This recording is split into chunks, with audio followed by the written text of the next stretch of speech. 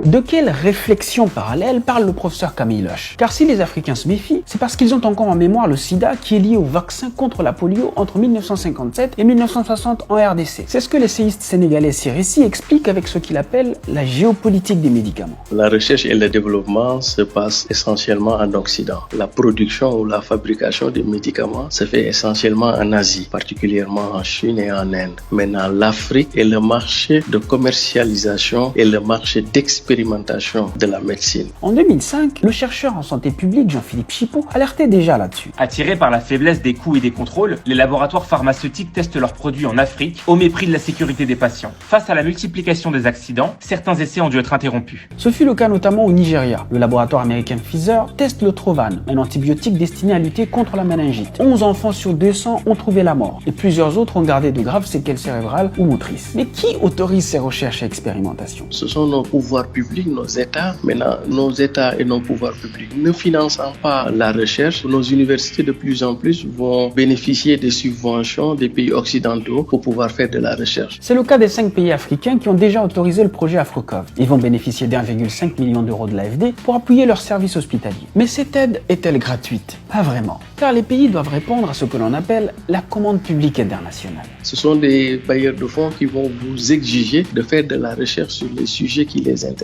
particulièrement. Et cela dure depuis des décennies. Dans un article co-publié en 1999, 4 chercheurs français faisaient une étrange remarque. Sur les 1450 nouveaux médicaments commercialisés entre 1972 et 1997, 13 étaient spécialement pour les maladies tropicales et considérés comme des médicaments essentiels. Pourtant, ce sont elles qui tuent le plus en Afrique. Et je vais vous donner juste un exemple. Ici, en Afrique, la maladie qui tue le plus, c'est le paludisme. Mais pendant longtemps, la communauté internationale, ce qui l'intéressait, c'était la recherche sur le VIH-Sida, même si le Sida aussi fait des ravages. Puisqu'on parle du Sida, revenons donc au cas des prostituées dont parle le professeur Jean-Paul Mira. De juillet 2004 à janvier 2005, le laboratoire américain Gilead Sciences, financé par les États-Unis et par la fondation Bill et Melinda Gates, fait tester l'antiviral tenofovir sur 400 prostituées camerounaises. Les volontaires, souvent francophones et illettrés, ont reçu une information écrite en anglais. Certaines femmes pensaient même qu'on leur administrait un vaccin. Ces manquements éthiques graves seront dénoncés et les essais cliniques interrompus. D'après Jean-Philippe Chipot, ces dérives révèlent comment les industriels du médicament utilisent les populations du Sud pour résoudre les problèmes sanitaires du Nord. Mais comment se fait-il que depuis plus de 60 ans, des pays dits indépendants n'aient pas mis en place des mécanismes solides pour contrôler l'activité des laboratoires? Pratiquement, nos pouvoirs publics, nos États ont plus ou moins abandonné le secteur de la santé. Pour comprendre, il suffit de s'intéresser au budget des ministères de la Santé de certains pays subsahariens. Presque 40 à 50% de ces budgets-là proviennent des ressources extérieures. Donc en Afrique, pendant longtemps, on a une logique ou une tendance de considérer le secteur de la santé comme un secteur de rentrée de fonds, davantage qu'un secteur de santé publique. Avant même de parler de vaccins, limitons-nous simplement au dépistage. Qui s'occupe des tests du Covid-19 au Sénégal?